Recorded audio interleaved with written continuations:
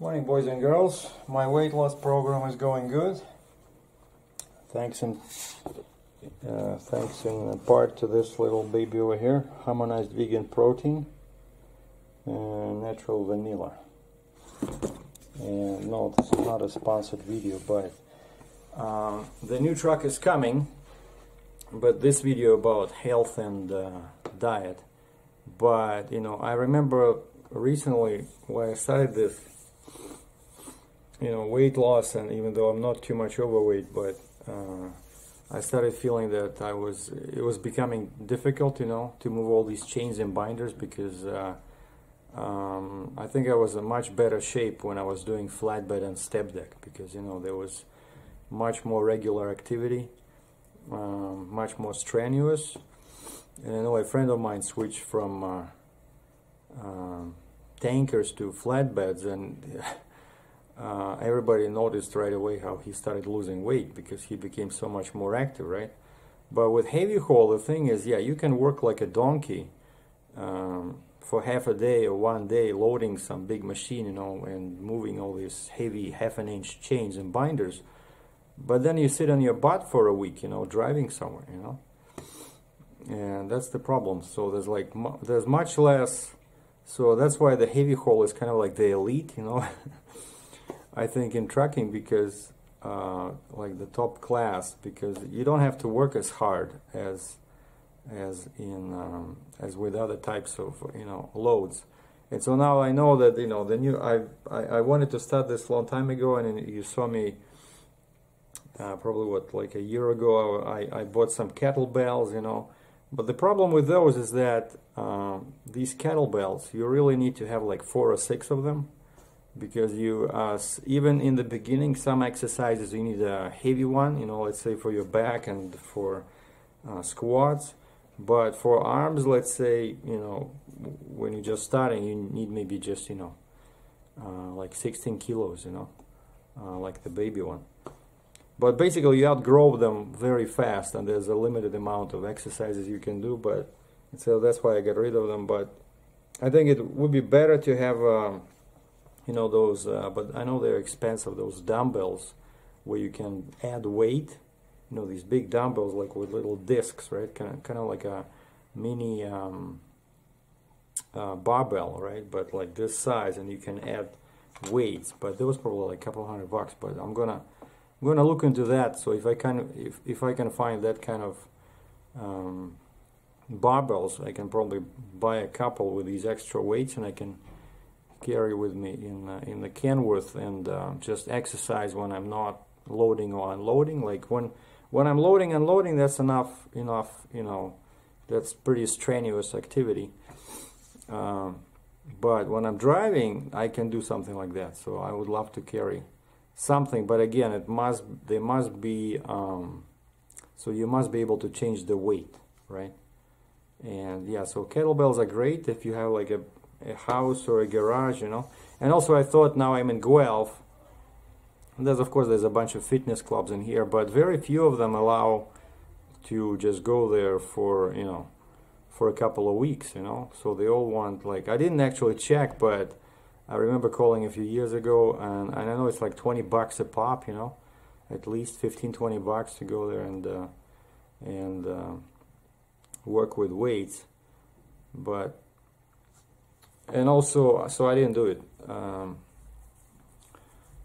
And I know some truckers enroll. There's a network of gyms where they have clubs pretty much in all major cities, and I think that's a good idea. But then again, how do you get to them, right? When you have a truck, well, if they have enough parking, I don't know, you have to drop your trailer. But that would be an option, I guess. Just sign up, especially I'm in Canada, so I know there's like World Gym in here, and I see them in the States. But of course we have LA Fitness here, but I checked their reviews, and we have actually in Cambridge, there's a new one just opened, I think like last year. It used to be Canadian Tire, like a huge department store, and then the Canadian Tire moved across the road to a new facility, and LA Fitness took over, and so it's a brand new building. But then I checked the reviews, and everybody, was not happy about the staff working inside, you know, in Cambridge and Pine Bush. I don't know what's going on there. Like brand new facility, for some reason the staff like are not very happy to work there. So anyway, so with this new truck coming, so I started this weight loss program, and now I started walking, because yeah, I'm like sitting even now. Like what I do is in the morning I drive. What is it? It's like 1.9 kilometers basically, just over like 1.25 miles. So I drive in my car, and then I sit in the Starbucks playing with my computer. Then I drive to a nearby restaurant, and then I drive back to the hotel, and I watch TV lying on the bed and play with the computer. Like, it's not healthy, you know. And so yesterday, actually, I left the car for the first time. I left the car at the hotel, and I walked this 1.25 miles, 1.9 kilometers, and it was, you know, difficult because of the snow on the sidewalk, but now I'm gonna start walking, you know. At least I don't want to jog, because I used to jog a lot when I was younger, but I know that, you know, after 50 especially, it's not good for your joints. And so yeah, that's my 3-part plan of attack to get me ready physically for the truck. So weight loss, walking, and now I also and that's why one of the reasons I'm recording this video, I want to show you a couple of simple exercises I'm going to do in my hotel, because for now I don't want to buy any expensive, you know, barbells or kettlebells, and I was just thinking about this, like, you know, what kind of simple exercises I can do without special equipment that, you know, can address major muscle groups, you know. And just to briefly, before you start laughing when I'm doing kind of like an instructional video, I wanted to briefly go over some of my past experiences with fitness. Now, first of all, as a kid, my late father bought me a bike, and I think I slept with that bike. You know, it was a huge Ukraine bike with one single gear, and it was super heavy. And we lived in a walk-up apartment building, 4th floor, no elevator, and I'm like 14 years old, and this bike was, I think, at least like 20 kilos, you know, which is what is that, 44 pounds. Now imagine, I had to drag that up, you know, the stairs. But I was doing a lot of biking. I was biking everywhere. I was in love with that bike, and because I was growing, that's why, you know, normally people buy, you know, to their kids. First, there was a bicycle called Orlenok, which is kind of like baby eagle in English. If you translate, Орел is eagle, Orlenok is kind of like baby eagle. And so this Orlenok was had smaller wheels, and the frame was lower, and that's what most people would buy first today, you know, when you're 10, 12, 13 years old. But then, of course, you grow up, and they have to sell it, and they have to buy you this Ukraina, Minsk, you know, well, we had it back in there, but Ukraine, this bike was, and it was a very heavy, all steel, single gear, you know, kind of like a road bike, you know, simple, regular tires, just a regular bike, you know. But that bike, I don't know how many kilometers I did, but I was biking everywhere. And then when I went to the university to study English, after I graduated, they sent me to nearby. The university was in Kirovograd, Ukraine. Back then it was still part of the Soviet Union, and they sent me to the village called Charivnaya. It's a district called Bobrinetsky Rayon, Kirovograd region, Kirovogradskaya Oblast. And so I went there to work as a teacher, and I'm like, what was it? 79, 84, so I'm 22 years old. I have all my hair, you know, back then I was a handsome guy, and so they said, we also need a PT instructor, like, you know, we'll give you money, right? So I had no training before, except that, you know, I was biking, and and also when I was in school, high school and in university, I probably spent a few months boxing.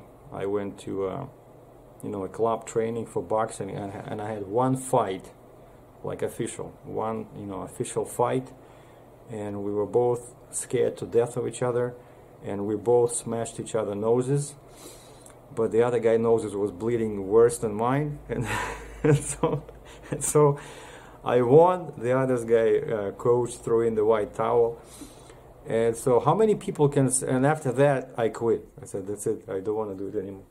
It was just too scary, you know, too painful. My nose was like this for a week, you know, everything was hurting for a week after that. But I had one fight and I won, and so that's my qualification, that I won 100% of fights. You know, how many people can say that? But anyway, so that's my experience. So boxing and biking and some jogging. Because back then it was crazy popular when this guy Fox, I was reading all these books about PT, you know, and this guy Fox in the States, and we had a book translated into Russian, and then of course this guy dies right after he comes home from a run, and he dies from a heart attack. That's when all the jogging boom went like. But anyway, so back to the story. So after the university, I worked as so my main job was teacher of English, and I also had like 3 or 4 classes with kids where I was a PT instructor. But you know, they give you a schedule, they tell you what to do, you know, but it was kind of like funny. But that was I'm just trying to, you know, go over my fitness history. And then of course I ran from school into the army. So when you have a university degree back then, normally guys would go for 2 years. It was obligatory, you know, service, kind of like what they have in Israel, but at least in Russia it's only men, not women, just men, but it was obligatory service. But if you went to university, you were relieved from that, but you have to stay working as a teacher because they were short of teachers, but not in the city, but in the country. If you work as a teacher in a village school, you know, somewhere outside of a big city, you get a relief from this duty, you know. And so, sorry about that. But if you do want to go to the army, you can do that. And so I kind of volunteered, and I went to the army, and I joined paratroopers. Paratroopers, so it was a lot of fun. We were shooting AK-47, jumping from the sky from a big airplane. It was, you know, wearing cute uniforms. It was a lot of fun. But I did 13 jumps with a parachute out of a plane. It was a pretty scary experience. And then usually people are not that fit actually in the army, but all the soldiers, probably around like 1 year before they go home, they start training because they want to look good when they come home. But actually in the army, everybody was in bad shape, you know. People don't care. Okay, you do some running and jogging in the morning, and there were even some heart attacks reported because it was too strenuous, you know. But it was not enough to put you in good shape. But in the later year, just to impress their relatives, you know, when they come back home, oh yeah, I was a paratrooper, you know. So guys, you know, were lifting weights and jogging and running. And so I started running like pretty seriously and like extra, you know, during my you know, free time. I think I was also doing some weights, but I don't remember if we had weights in there. I don't think we had a gym. It's just, yeah, there was some, you know, yeah, it was like a, you know, gym outside with some parallel bars, you know, where you can do pull-ups, push-ups, stuff like that. Yeah, it was just outside. So basically we used our own weight, right? And so so that was, I was getting kind of like to the best shape to the best you know, fitness level. probably in my life. And then when I came home from the army, I started jogging, like really seriously. Jogging. Back then it was still popular. And my biggest achievement was my father used to fly planes, like as a military pilot, out of this Kanatowa. Kanatowa was a village, and it was about 13 kilometers from our apartment building. And I was living with my parents, and so it's 13 kilometers one way, 13 kilometers back, so it's pretty much just like half a marathon. And so, but I was training, and that was my goal. My goal was to reach that military base and then run back, you know. And one day I did that. So one day I reached it, and I came and I jogged back. So I was crazy, you know. I was running like this guy Casey Neistat is doing now. That's what I was doing back then. Okay, back to the story. And after the army, I found a job as teacher again, even though I hated this. I don't know why, but a friend of mine persuaded me because the money was good, and they were still very short of teachers in small schools, you know, outside of big cities. And so I went to work in this Olshanka, about 150 kilometers from Kirovograd, where my parents lived, and I guess they were trying to get rid of me, you know. Because I was, you know, already like a grown-up son, still living with their parents, and we only had like a one-bedroom apartment. And so I moved to this Olshanka, and I became a teacher of English, and the school gave me an apartment at a very, I think it was even free. I think they were so desperate for a teacher, you know, they gave me like, they were paying the rent. And so over there, my first salary as a teacher, I bought a bike. But of course, this one was a much better bike. It was you know, what you guys see here with, you know, I don't remember how many gears, but definitely more than one. Kind of like a, you know, sports bike. But not those ultra thin tires, but kind of like what they call it?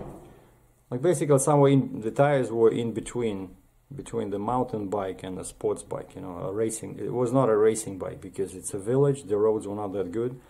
And I started running, I started biking. It was lots of fun, you know, fresh air in the country, you know. And I even, first time in my life, I even drove it in, I even rode it in winter, you know. I would just dress up and I would do biking in winter. It was a lot of fun, you know. I never had any accidents because yeah, it's easy to fall down, you know, But then I got and so one day my parents were asking me to come visit them, and one day I think it was a summer or fall, but it was warm. There was no snow, and I decided to, instead of using a bus, I didn't have a car. Instead of using a bus, and it's like, you know, takes forever. So I decided to get ready for this big trip back home on my bike. And so each day I was doing this, you know, exercising on a bike, right? Like biking around, and I was trying to reach like 40 kilometers, you know, which is about 2 hours on a bike. And then I did that, so I was doing that probably like 2-3 times a week I was biking, and then 2-3 times a week I also bought some kettlebells and I was doing some training. So I think that was probably, I was in the best shape, like physically. And so this was 85, 86, so I'm like 24 years old. And then one day, yeah, I did that. It took me a whole day to run 150 kilometers, which is about 90 miles. And it was not about speed, it was just basically surviving this thing and you know, reaching your destination. And I remember I didn't take, you know, any food with me, and then I was so exhausted at one point, I saw a sign. You know how you drive on somewhere and you see sign, like over here at least we see like eggs, milk, you know, like farmers are selling eggs and milk. And so I saw a sign like that, and I went in, and the guy he made me breakfast, you know, like a quick breakfast, and because I explained to him what I was doing, and he, I guess, felt, you know, sorry for me, so he cooked me some eggs, you know, and I still remember it was very interesting. But then, yeah, I did manage to. It took me a whole day to do this 150 kilometers, and after that, I was in so much pain, you know, I couldn't look at the bike for a week probably, you know, and everything was hurting, you know, especially the bottom part.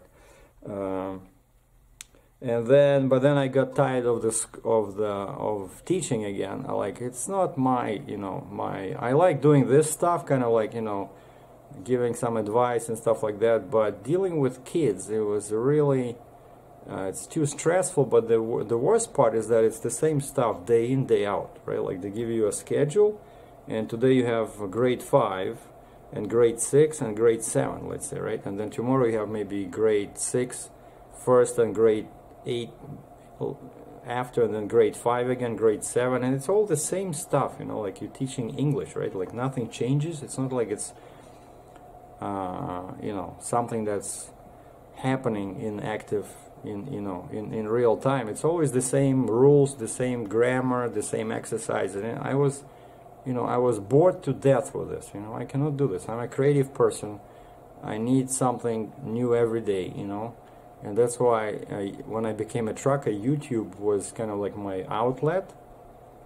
I was, you know, I was so grateful for the technology finally, you know, developing, where pretty much everybody can be a movie maker, a producer, a director, you know.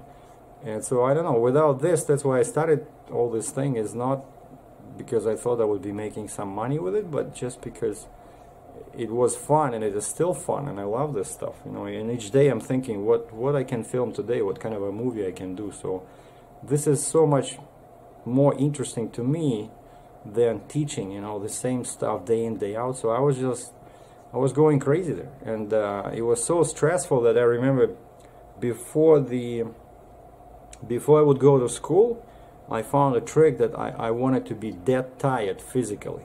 You know, like when you're dead tired, like basically your nervous system gets all these, you know, all this energy. So I would run, or I would bike in the morning, like for an hour, you know, and I was, you know, tired physically when I would go to school, and then at least I can stand this stress, you know. But yeah, so I didn't like it, and so eventually, I think after only like 6 months, I quit, and I went to a railroad professional school in Znamenka. The town was called Znamenka, Kirovograd region, and I started there for a year to be a conductor. And so over here everybody was young, you know, I was probably the oldest guy there, and we were all jogging, running in the morning. Everybody was crazy because a lot of guys just came back from the army, so they were still in that, you know, humor, I mean, mood to keep doing the fitness, you know. And so we were running, and at first they didn't give me any accommodation, so I was still living with parents, because after I left the school, I came back with my parents, who were definitely happy to see me. But I remember this was my kind of like maybe my third bike. I loved that bike. It was called what was it called? But anyway, it was Kama. It was called Kama. There's a river called Kama in Russia, and this bike, it was the first bike in Russia which was a folding bike, you know, and it was super nice. It was very heavy because it was all steel. The wheels were steel, the frame was steel, but it was very comfortable even for an adult, you know, rider, because the steering, the handlebar column could go up pretty high, you know, and the saddle could go pretty high. And that bike again had only one gear. It had small wheels. I think they were probably 16-inch. Yeah, probably 16-inch, but they had like big tire, like a road bike tire. So they were very comfortable, you know. Actually, and then that's what surprised me with this Citizen bike. I tried a Citizen bike a couple of times, and those tires they put in there, they're so tiny, you know. You ride even somewhere where there's some cracks in the pavement, and you feel every crack, you know. Like that Kama bike was much more comfortable. In fact, it was so comfortable that a few times this Znamenka, the railroad school, was about 40 kilometers away from Kirovograd, and so I would basically 2 hours, just, I'm not going to convert to miles, but just think about it as 2 hours of biking. So I would bike 2 hours in the morning to the school. I would lock my bike somewhere there, and then in the summer, of course, and then I would spend, you know, time learning and staying in the classroom, and then in the afternoon I would bike back to Kirovograd another 2 hours, another 40 kilometers. So I was doing 80 kilometers a day on this bike on the highway, you know.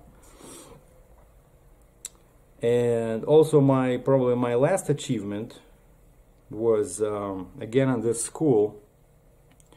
You know, back then, I think even now there's a special like tournaments with kettlebells, right? Kettlebells it's official, you know, we have like official weightlifting with kettlebells, and I think it's like just 2 exercises that you have to qualify in. And so we started training with that, because we started training, you know, for this coming up event, and I qualified for, we had like третий разряд, like 3rd class. Basically it was like 3rd class, 2nd was better, and 1st class was like the top, and then you could be a master sporta, like a master in sports, you know. But so I qualified for the lowest one, but still it was an adult, like official qualification. So I wasn't officially, I was an athlete, you know, in this kettlebell category. So I got 3rd class qualification. I don't know, just in Russian it's called третий разряд по гирям, you know. And so I did that, you know. And these were the 3rd class was done with not with the biggest kettlebell, not with the 36 kilos, but with the 24 kilos. But you know, with 2 of those, so it was pretty strenuous. But anyway, so now I'm 56, and I'm still, I think I'm a bit thinner than other truckers, and that's why I think, you know, you guys should not scold me too bad for giving you some advice on this. But so now let me just show you a couple of so now, yeah, so I'm losing weight, I'm walking, just getting ready for the heavy haul, and now I'm gonna add this hotel room fitness, as I call it, and I'm just gonna show you a few exercises I came up with here. I'm not gonna show you the full, so don't think that I did it like 2 times and that's it. I'm gonna, after I shut off the camera, I'm gonna do the full thing, but I'm just gonna show you the the exercises.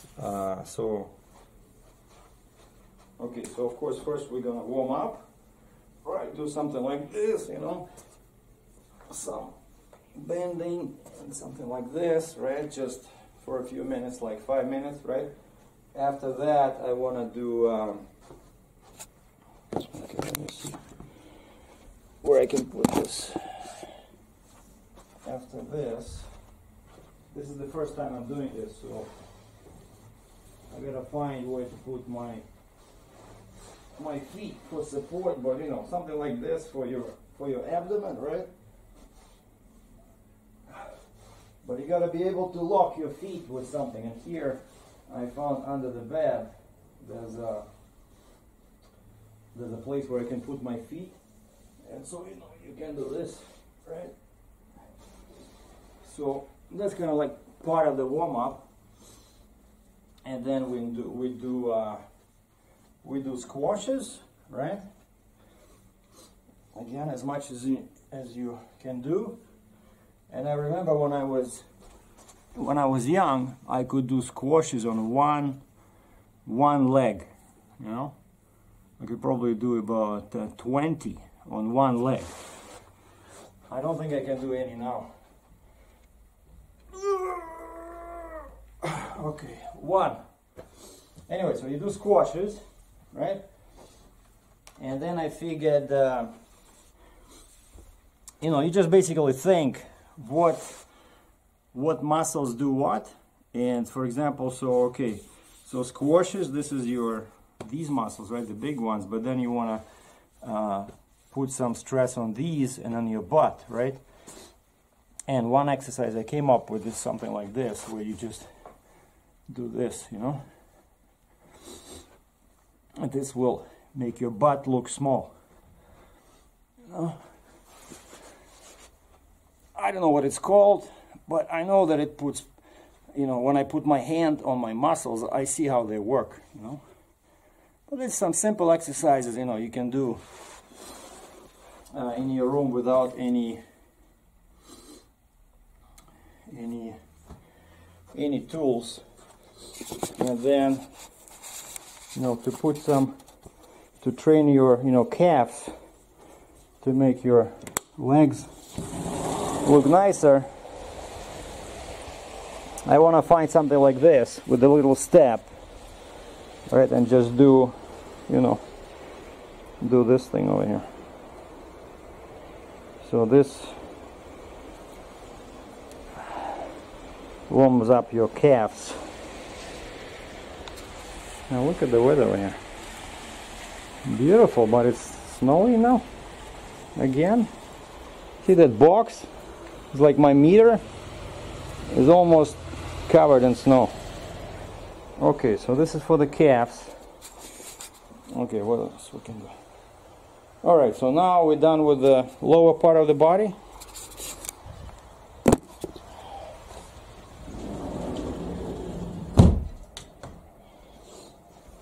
And now, of course, what I can do in the hotel room, I can do some, you know, push-ups, right? Just something basic, you know.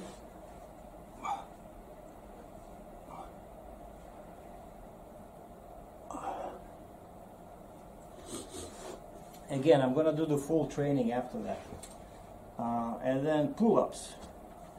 Pull-ups, I don't know, but some places you can, you know, you can buy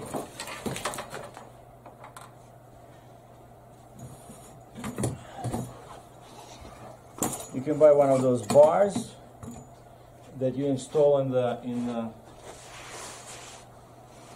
the doorway. But you know, I don't want to do that because I'm here, okay, another month, and so since I cannot do, so yeah, so push-ups, that's for your arms and for your chest, right? But now you want to do pull-ups, and if you cannot do them standing, might as well do them the lazy way, you know, where you're lying on your back, you know. I hope this table is strong enough, but basically you can find any surface like this and just do this. It's not as good as, you know, a real pull-up, but at least it's something, you know.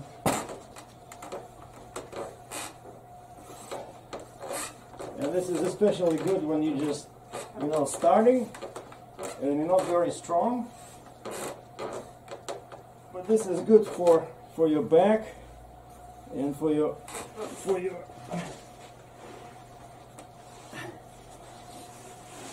biceps, you know, for this. Right, and pretty much that's it. What else I can do? Oh, and I can do, no, I'm not sure what it's all called in English, but that's what we like. I really like that, you know, those two bars, like parallel bars, and you can do this, right? But now I don't have that, but I can still do something like this using the bed, you know. So you can do this. This is for your triceps and for the back and for the shoulders. Okay, and that's it. That's pretty much a few exercises that I'll be doing now in my hotel room in the morning, and then I take a shower and then I go for a walk. So, and that's how I'm getting ready to meet my new truck and start trucking. Thanks for watching.